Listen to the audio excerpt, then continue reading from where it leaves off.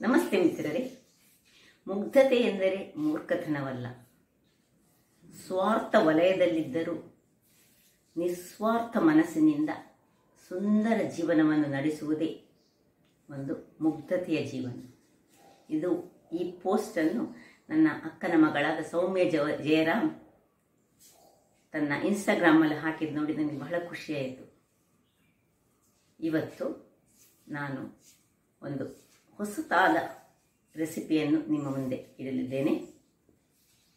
ಈ ಒಂದು ರೆಸಿಪಿ ಬಸಳೆಯಿಂದ ಮಾಡಿದಂತಹದ್ದು. ಹಿಂದೆ ನಮ್ಮ ಮನೆಯಲ್ಲಿ ನಮ್ಮ ಅಪ್ಪ ಯಾವಾಗಲೂ ಒಂದು ಬಸಳೆಯ ಒಂದು ಕೃಷಿಯನ್ನು ಮಾಡ್ತಿದ್ರು ಮನೆಯಲ್ಲಿ. ನಮ್ಮ ಮನೆಗೆ ಮತ್ತು ಯಾರಿಗೆ ಸುತ್ತಮುತ್ತಲವರಿಗೆ ಬೇಕಾದವರಿಗೆ ಕೊಡ್ತಿದ್ರು. ಅಲ್ಲದೆ ಇತರ ವೆಜಿಟೇಬಲ್ಗಳನ್ನು ಅವರು ವ್ಯಾಪಾರಿಗಳಾಗಿದ್ದರೂ ಈ ಒಂದು ಮನೆಯಲ್ಲೇ ಬೆಳೆಸಿದಂತಹ ತರಕಾರಿ ನಮ್ಮಲ್ಲಿತ್ತು. ಆಗ ನನ್ನ ಅಮ್ಮ ಯಾವಾಗಲೂ ಈ ಒಂದು ಬಸಳೆಯ ಒಂದು ಬಲ್ಚಟ್ ಅಂದರೆ ಅವರಿಗೆ ಇದನ್ನು ಅವರು ಅಧ್ಯಾಪಕಿಯಾಗಿದ್ದರು. ಅವರ ಟೀಚರ್ ಒಬ್ಬರು ಕಲಿಸಿದಂತಹದ್ದು, ಯಾರು ಹೇಳಿ ನನಗೆ ನೆನಪಿಲ್ಲ. ಹಾಗಿರುವಾಗ ಅದು ಬಹಳ ಟೇಸ್ಟಿಯಾಗಿ ಬರ್ತದೆ ಮತ್ತು ಆರೋಗ್ಯಕ್ಕೂ ಬಹಳ ಉತ್ತಮ. ಅಂತಹ ಒಂದು ಬಸಳೆಯ ದೋಸೆ ಇದನ್ನು ನಾನು ಇವತ್ತು ಮಾಡಿದ್ದೇನೆ. ಇದನ್ನು ಹೇಗೆ ಮಾಡುವುದು ಎಂದು ನೋಡುವ ಮೊದಲು ಯಾರೆಲ್ಲ ನನ್ನ ಚಾನಲನ್ನು ನೋಡ್ತಿದ್ದೀರಿ, ಯಾರೆಲ್ಲ ಇನ್ನೂ ಸಬ್ಸ್ಕ್ರೈಬ್ ಮಾಡಿಲ್ಲ, ದಯವಿಟ್ಟು ಸಬ್ಸ್ಕ್ರೈಬ್ ಮಾಡಿ, ಸಪೋರ್ಟ್ ಮಾಡಿ ಅಂತ ಹೇಳುತ್ತಾ ಬನ್ನಿ ಈ ಬಸಳೆಯ ದೋಸೆಯನ್ನು ಹೇಗೆ ಮಾಡುವುದು ಎಂದು ನೋಡೋಣ. ನಮಸ್ತೆ ಮಿತ್ರರೇ. ಇವತ್ತು ಈ ಬಸಳೆಯ ಎಲೆ ನೋಡಿ, ನಾವು ಪಾಟಲ್ಲಿ ಬೆಳೆಸಿದ್ರೆ ಸ್ವಲ್ಪ ಎಲೆಗಳು ತುಂಬ ದೊಡ್ಡದಾಗುವುದಿಲ್ಲ, ಇಷ್ಟೇ ದೊಡ್ಡದಾಗ್ತದೆ. ಸೊ ಇಂತಹ ನೋಡಿ, ನಮಗೆ ಅಗತ್ಯ ಬೀಳುವಾಗ ಇಂತಹ ಒಂದು ದೋಸೆಯನ್ನು ನಾವು ತಯಾರಿಸ್ಬೋದು.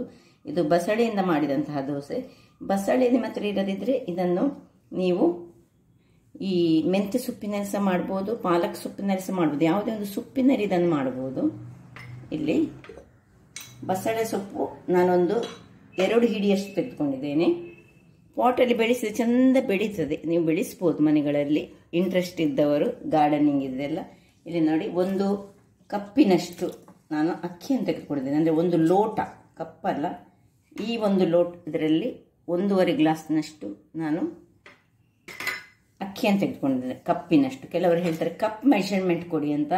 ಹೌದು, ಕೆಲವರಿಗೆ ಅಂದರೆ ಗ್ರಾಮ್ಸ್ ಹೇಳಿದರೆ ನಮಗೆ ಅಡಿಗೆ ಮಾಡುವವರಿಗೆ ಗ್ರಾಮ್ಸ್ನಲ್ಲಿ ಸ್ವಲ್ಪ ಕಷ್ಟ ಆಗ್ತದೆ. ನೋಡಿ, 1 ತುಂಡು ಇದರಲ್ಲಿ ಒಂದು 20 ಗ್ರಾಮ್ಸ್ನಷ್ಟು ಸಹ ಇಲ್ಲ, ಒಂದು 10 ಗ್ರಾಮ್ಸ್ ಬೆಲ್ಲವನ್ನು, ಸಣ್ಣ ಬೆಲ್ಲ. ಇದು ನಿಮಗೆ ಬೇಕಿದೆ, ಸ್ವಲ್ಪ ಸ್ವೀಟ್ ಆದರೆ ಬಹಳ ಒಳ್ಳೆಯದಾಗ್ತದೆ. ಇದು ಒಂಚೂರು ಸ್ವೀಟ್ನೆಸ್ ಅಂದರೆ ಬೇಕಾಗ್ತದೆ, ತುಂಬ ಬೆಲ್ಲ ಹಾಕಬೇಡಿ. ಮತ್ತು ಒಂದು ಅರ್ಧ ಬೌಲ್ನಷ್ಟು ತೆಂಗಿನ ತುರಿ, ಒಂದು ಸಣ್ಣ ನಿಂಬೆ ಗಾತ್ರ ಅಲ್ಲ, ಇದು 2 ಪೀನಟ್ ಗಾತ್ರದ್ದು ಹುಳಿ, 1 ಚಮಚ, ದೊಡ್ಡ ಚಮಚದಲ್ಲಿ 1 ಚಮಚ ಇದು ಕೊರಿಯಾಂಡರ್ ಸೀಡ್ಸ್, ಕೊತ್ತಂಬರಿ ಬೀಜ, ಮತ್ತು 2 ಮೆಣಸು ತೆಗೆದುಕೊಂಡಿದ್ದೆ ನಾನು. ನಿಮಗೆ ಸ್ವಲ್ಪ ಖಾರ ಹೆಚ್ಚು ಬೇಕಿದೆ ಹೆಚ್ಚು ತೆಗೆದುಕೊಳ್ಳಿ, ಆದರೆ ಇದು ಹೆಚ್ಚು ಖಾರ ಆದರೆ ಒಳ್ಳೆಯದಲ್ಲ. ಯಾರಿಗೆಲ್ಲ ಕಾನ್ಸ್ಟಿಪೇಷನ್ ಪ್ರಾಬ್ಲಮ್ ಅಂದರೆ ಮಲಬದ್ಧತೆ ಉಂಟು ಅಂಥವ್ರಿಗೆ ಈ ದೋಸೆ ಬಹಳ ಉತ್ತಮ. ಬೆಳಗಿನ ಹೊತ್ತಿನಲ್ಲಿ ತಿನ್ಬೋದು, ಅಥವಾ ನೀವು ಸ್ವಲ್ಪ ಖಾರ ಮಾಡಿ ಇದನ್ನು ಮಧ್ಯಾಹ್ನ ಊಟದೊಟ್ಟಿಗೆ ಸಹ ಅನ್ನದೊಟ್ಟಿಗೆ ತಿನ್ಬೋದು. ಮತ್ತು ಸ್ವಲ್ಪ ನಮಗೆ ಹಿಂಗು ಬೇಕು. ಈಗ ಮೊದಲಿಗೆ ನಾವೇನು ಮಾಡೋದು ಹೇಳಿದರೆ, ಈ ಒಂದು ಅಕ್ಕಿಯನ್ನು ಗ್ರೈಂಡರಿಗೆ ಹಾಕಿಕೊಳ್ತಿದ್ದೇನೆ ನಾನು. ಇನ್ನು ಇದಕ್ಕೆ ನಿಮಗೆ ಎಷ್ಟು ಮೆಣಸು ಬೇಕು ನೋಡಿ, ಖಾರಕ್ಕೆ ತಕ್ಕಷ್ಟು ಮೆಣಸಿನ ತೊಟ್ಟನ್ನು ತೆಗೆದುಕೊಂಡು ಹಸಿ ಮೆಣಸನ್ನೇ ಹಾಕೊಳ್ಳೋದು. ಹಸಿಮೆಣಸು ಹೇಳಿದರೆ ಇದು ನೋಡಿ ಬ್ಯಾಡಿಗೆ ಚಿಲ್ಲಿ, ಇದನ್ನು ಫ್ರೈ ಮಾಡದೆ ಹಾಕೊಳ್ಳೋದು ಅಂತ ಅರ್ಥ. ಇಲ್ಲಿ ಕೊತ್ತಂಬರಿ, ಸ್ವಲ್ಪ ಹುಳಿ, ತೆಂಗಿನ ತುರಿ, ಮತ್ತು ಬೆಲ್ಲ, ಮತ್ತು ಈಗಲೇ ನಾವು ಹಿಂಗನ್ನು ಸಹ ಸ್ವಲ್ಪ ಇದಕ್ಕೆ ಮತ್ತೆ ಸಹ ಸೇರಿಸ್ಕೊಳ್ಬೋದು. ಗ್ರೈಂಡ್ ಮಾಡಿದ ಮೇಲೆ ನಾನು ಈಗಲೇ ಸೇರಿಸ್ಕೊಳ್ತೇನೆ. ಇದು ಸೊಪ್ಪಿನ ಒಂದು ದೋಸೆ ಅದರಿಂದಾಗಿ ಸ್ವಲ್ಪ ಹಿಂಗಿನ ಪರಿಮಳ ಬಂದರೆ ಬಹಳ ಚೆನ್ನಾಗಿ ಬರ್ತದೆ. ಈಗ ಸ್ವಲ್ಪ ನೀರನ್ನು ಹಾಕ್ಕೊಂಡು ಇದನ್ನು ನಾನು ಗ್ರೈಂಡ್ ಮಾಡಿ ತರ್ತೇನೆ. ವೀಕ್ಷಕರೇ, ಇಲ್ಲಿ ನೋಡಿ, ಗ್ರೈಂಡ್ ಮಾಡಿ ಆಯಿತು. ಈ ರೀತಿಯಾಗಿ ಬಂದಿದೆ, ಸ್ವಲ್ಪ ದಪ್ಪ ಆಗಿದೆ ನೋಡ. ಮತ್ತು ಮಿಕ್ಸಿ ತೊಳೆದ ನೀರನ್ನೆಲ್ಲ ಹಾಕಿದರೆ ಅದು ಚೆನ್ನಾಗಿ ಬರ್ತದೆ. ಹದವನ್ನು ನಾನು ನಿಮಗೆ ತೋರಿಸ್ತೀನಿ. ಈಗ ನಾನು ಗ್ರೈಂಡ್ ಮಾಡುವಾಗಲೇ ಒಂದು ಇಷ್ಟು ಕಲ್ಲುಪ್ಪನ್ನು ಇದಕ್ಕೆ ಹಾಕ್ಕೊಂಡಿದ್ದೇನೆ. ನನಗೆ ಆಗ ಹೇಳಲಿಕ್ಕೆ ಮರೆತು ಹೋಗಿದೆ. ಮತ್ತು ಇಲ್ಲದಿದ್ದರೆ ನಾವು ಈಗ ಪುಡಿ ಉಪ್ಪು ಸೇರಿಸುವವರು ಈ ಹೊತ್ತಿನಲ್ಲಿ ಪುಡಿ ಉಪ್ಪನ್ನು ಸೇರಿಸ್ಕೊಳ್ಬೋದು. ಅದು ಇದಕ್ಕೆಲ್ಲ ಕಲ್ಲುಪ್ಪು ಸೇರಿಸಿದರೆ ಬಹಳ ರುಚಿಯಾಗಿ ಬರ್ತದೆ. ಕಲ್ಲುಪ್ಪು ದೇಹಕ್ಕೂ ಸಹ ಉತ್ತಮ. ಇದಕ್ಕೆ ಸ್ವಲ್ಪ ನೀರನ್ನು ಹಾಕೊಳ್ಳೋಣ, ತುಂಬ ನೀರು ಸಹ ಮಾಡಲಿಕ್ಕಿಲ್ಲ. ಸ್ವಲ್ಪ ನೀರನ್ನು ಹಾಕಿ ಮಿಕ್ಸಿ ತೊಳೆದ ನೀರನ್ನು ನಾವು ಇದಕ್ಕೆ ಸೇರಿಸ್ಕೊಳ್ತಿದ್ದೇನೆ. ಮತ್ತು ನಾನು ನಿಮಗೆ ತೋರಿಸ್ಕೊಳ್ತೇನೆ ಎಷ್ಟು ದಪ್ಪಕ್ಕಿದು ಬರಬೇಕಂತ. ಯಾಕೆ ತುಂಬ ನೀರು ಸಹ ಮಾಡ್ಕೊಳ್ಳಿಕ್ಕಿಲ್ಲ. ಸ್ವಲ್ಪ ನೀರನ್ನು ಸೇರಿಸ್ಕೊಂಡಿದ್ದೇನೆ. ನೋಡಿ ವೀಕ್ಷಕರೇ, ಇದನ್ನು ಸ್ವಲ್ಪ ಹೀಗೆ ಕಲಡಿಸಿಕೊಂಡು ಇದನ್ನು ಪಕ್ಕಕ್ಕಿಟ್ಟುಕೊಳ್ಳೋಣ. ಈಗ ಈ ಬಸಳೆಯ ದಂಟನ್ನು ಚೆನ್ನಾಗಿ, ಬಸಳೆಯ ಸೊಪ್ಪನ್ನು ದಂಟು ಬಿಡಬಾರ್ದು ಒಂದು ಸಹ, ಎಲ್ಲವನ್ನು ಸಹ ಸಣ್ಣದಾಗಿ ನಾನು ಹೆಚ್ಚಿಕೊಳ್ತೇನೆ. ನಾನು ನಿಮಗೆ ನೋಡಿ ಹೇಗೆ, ಎಷ್ಟು ನೀವು ಸಣ್ಣದಾಗಿ ಹೆಚ್ಚಿಕೊಂಡ್ರೆ ಅಷ್ಟು ಒಳ್ಳೆಯದಾಗ್ತದೆ. ಹೀಗೆ ಎಲ್ಲವನ್ನು ಹೆಚ್ಚಿಕೊಂಡು ನಿಮಗೆ ತೋರಿಸ್ಕೊಳ್ತೇನೆ. ಈಗ ವೀಕ್ಷಕರೇ ನೋಡಿ, ಎಲ್ಲ ಹೀಗೆ ಸಣ್ಣದಾಗಿ ಹೆಚ್ಚಿಕೊಂಡು, ಇನ್ನು ಇದನ್ನು ಕೂಡಲೇ ಯಾವಾಗ ಹೆಚ್ಚಿಕೊಳ್ತೇವೆ ಕೂಡಲೇ ಈ ಹಿಟ್ಟನ್ನು ತಯಾರಿಸಿದ ಕೂಡಲೇ ಹೆಚ್ಚಿಕೊಳ್ಬೇಕು. ಯಾಕೆಂದರೆ ಮೊದಲೇ ಹೆಚ್ಚಿಟ್ಟು ಸ್ವಲ್ಪ ಅದರಲ್ಲಿ ನೋಡಿ ಅಂಶ ಬರ್ತದೆ. ಮತ್ತು ಆರೋಗ್ಯಕ್ಕೆ ಅಂತೂ ಬಹಳ ಉತ್ತಮ. ನಿಮಗೆ ಗೊತ್ತಿರೋ ಹಾಗೆ ಬಸಳೆ ಸೊಪ್ಪು ಮಲಬದ್ಧತೆಯನ್ನು ನಿವಾರಿಸೋದ್ರಲ್ಲಿ ಹೇಳಿ ಮಾಡಿಸಿದಂತಹ ಸೊಪ್ಪು ಅದು. ಈಗ ಇಷ್ಟನ್ನು ಇದನ್ನು ಚೆನ್ನಾಗಿ ಕಲಗಿಸಿಕೊಳ್ಳೋಣ. ಇಲ್ಲಿ ಉಪ್ಪು ಎಲ್ಲ ಸರಿ ಉಂಟಂತ ಈ ಹೊತ್ತಿನಲ್ಲಿ ನೀವು ನೋಡಿಕೊಳ್ಬೇಕು. ನೀವು ಹಾಕ್ಕೊಂಡ ಉಪ್ಪು ನೋಡಿ, ತುಂಬ ತೆಳು ಸಹ ಆಗಬಾರ್ದು, ತುಂಬ ದಪ್ಪ ಸಹ ಆಗಬಾರ್ದು. ಒಂದು ಅತ್ಯುತ್ತಮ ದೋಸೆ ಅಂತ ಹೇಳ್ಬೋದು. ಇದನ್ನು ನಾನು ಹೇಳಿದ ಹಾಗೆ ನೀವು ಬೇರೆ ಸೊಪ್ಪಿನಿಂದ ಸಹ ಮಾಡ್ಬೋದು. ಮತ್ತು ಮಧ್ಯಾಹ್ನದ ಊಟಕ್ಕೆ ಈ ಅನ್ನದಲ್ಲಿ ಒಂದು ಸಾರಿದ್ರೆ ಸಾಕು ನಮಗೆ, ಅದರೊಟ್ಟಿಗೆ ಇದನ್ನು ತಿಂದರೆ ಸಹ ಬಹಳ ಚೆನ್ನಾಗಿ ಬರ್ತದೆ. ಇದು ಸ್ವಲ್ಪ ಈಗ ದಪ್ಪ ಆಯ್ತು, ಇದಕ್ಕೆ ನಾನು ಸ್ವಲ್ಪ ನೀರನ್ನು ಸೇರಿಸ್ಕೊಳ್ತೇನೆ. ವೀಕ್ಷಕರೇ ನೋಡಿ, ಹಿಟ್ಟು ರೆಡಿಯಾಗಿದೆ. ಸ್ವಲ್ಪ ದಪ್ಪದಲ್ಲೇ ಇರಬೇಕು. ಇದಕ್ಕೆ ಕಬ್ಬಿಣದ ಕಾವಲಿ ಬಹಳ ಸೂಕ್ತವಾದದ್ದು. ಅಂದರೆ ಕ್ರಂಚಿಯಾಗಿ ಬರಬೇಕಿದ್ರೆ ನಾವು ಕಬ್ಬಿಣದ ಕಾವಲಿಯನ್ನು ಇದಕ್ಕೆ ಯೂಸ್ ಮಾಡಬೇಕು. ಅಥವಾ ನೀವು ನಾನ್ ಸ್ಟಿಕ್ ಸಹ ಮಾಡ್ಬೋದು. ಆದರೆ ಇದರಲ್ಲಿ ಅದರದ್ದು ಟೇಸ್ಟೇ ಒಂದು ಬೇರೆ ರೀತಿಯಲ್ಲಿ ಬರ್ತದೆ. ಸ್ವಲ್ಪ ಎಣ್ಣೆಯನ್ನು ಸವರಿಕೊಂಡು, ಯಾಕೆಂದರೆ ಇದನ್ನು ಒರೆಸ್ಕೊಳ್ಬೋದು, ಫಿಶಲ್ಲಿ ಒರೆಸ್ಕೊಳ್ಳಿಕ್ಕೆ ನಿಮ್ಮದು ಏಳದ ಕಾವಲಿ ಏನಾದರೂ ಆದರೆ. ಈಗ ಅದು ಸ್ವಲ್ಪ ಬಿಸಿ ಆಗಲಿ. ಬಿಸಿ ಆಗುವಾಗ ನೋಡಿ ಇದನ್ನು ಚೆನ್ನಾಗಿ ಕಲಸಿಕೊಂಡು, ಒಳ್ಳೆ ಎಷ್ಟು ನಿಮಗೆ ತೆಳು ಆಗ್ತದೆ ನೋಡಿ, ಅಷ್ಟು ತೆಳುವಾಗಿ ಇದನ್ನು ನಾವು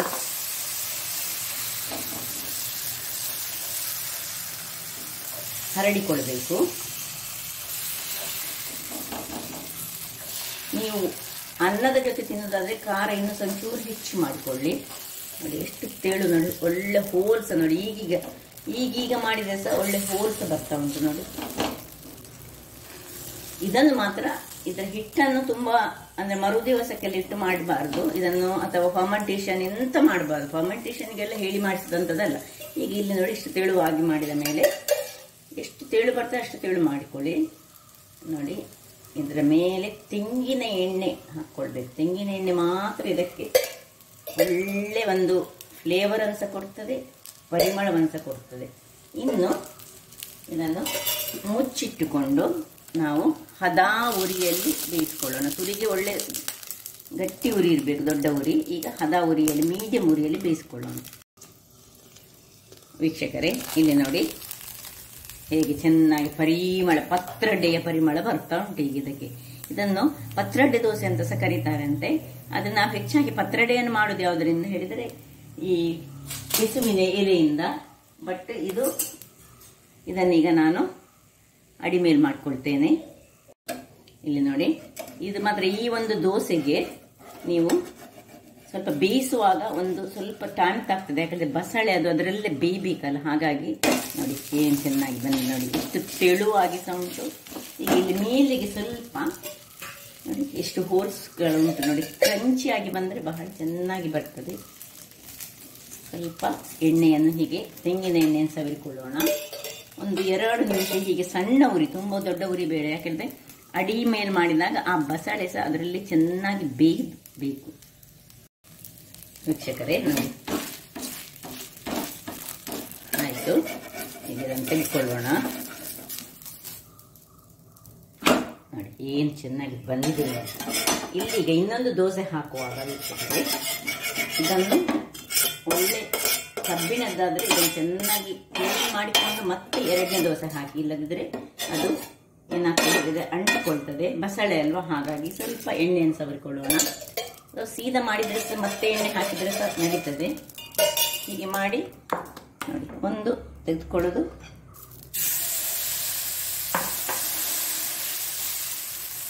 ಎಷ್ಟು ನಿಮಗೆ ತೆಳು ಮಾಡಲಿಕ್ಕೆ ಅಷ್ಟು ತೆಳು, ಅಲ್ಲಿ ಅದು ಕ್ರಂಚಿಯಾಗಿ ಬಂದರೆ ಬಹಳ ಟೇಸ್ಟಿಯಾಗಿ ಬರ್ತದೆ. ಆರೋಗ್ಯಕ್ಕಂತೂ ಬಹಳ ಉತ್ತಮ. ನೀವು ಮಕ್ಕಳಿಗೆ ಅದೇ ಹೆಚ್ಚು ಖಾರ ಮಾಡಬೇಡಿ, ಮಕ್ಕಳಿಗೆ ತಿನ್ನಿಸಿದ್ರೆ ಸಹ ಬಹಳ ಒಳ್ಳೆಯದು. ಬಸಳೆ ಸೊಪ್ಪು ಎಲ್ಲರಿಗೆ ಸಹ ಒಳ್ಳೆಯದೆ. ಇದರ ಮೇಲೆ ಸ್ವಲ್ಪ ಎಣ್ಣೆಯನ್ನು ಹಾಕೊಳ್ಳೋದು. ನೋಡಿ ಎಷ್ಟು ಹೋಲ್ಸ್ ಬಂತು ನೋಡಿ, ಏನು ಚೆನ್ನಾಗಿ. ಇದು ಹಾಗೆ ಮುಚ್ಚಿಕೊಂಡು ನಾನು ಬೇಯಲಿಕ್ಕೆ ಇಡ್ತೇನೆ. ವೀಕ್ಷಕರೇ, ಇಲ್ಲಿ ನೋಡಿ 2 ದೋಸೆ ಆಯಿತು. ಈಗ ನೋಡಿ 3ನೇ ದೋಸೆಯನ್ನು ಹಾಕ್ಕೊಂಡಿದ್ದೇನೆ ನಾನು, ಅದರಲ್ಲಿ ಬೇಯ್ತಾ ಇರಲಿ. ಇಲ್ಲಿ ನೋಡಿ ಎಷ್ಟು ಕ್ರಂಚಿಯಾಗಿ ಬಂದಿದೆ ಹೇಳಿದರೆ. ನೋಡಿ ನೋಡಿ ಹೇಗೆ ಉಂಟು ನೋಡಿ, ಕಟ್ ಮಾಡುವಾಗ ಕುಚ್ಚು ಉಂಟು. ಸೊ ನೋಡಿದ್ರಲ್ಲ ವೀಕ್ಷಕರೇ, ಒಂದು ಇನೋವೇಟಿವ್ ಆಗಿ ಮಾಡುವಂತಹ ಒಂದು ರುಚಿಕರವಾದ ಹಾಗೂ ಆರೋಗ್ಯದಾಯಕವಾದ ಈ ಬಸಳೆ ದೋಸೆ ಹೇಗೆ ಮಾಡುವುದನ್ನು ನೀವು ನೋಡಿದ್ದೀರಿ.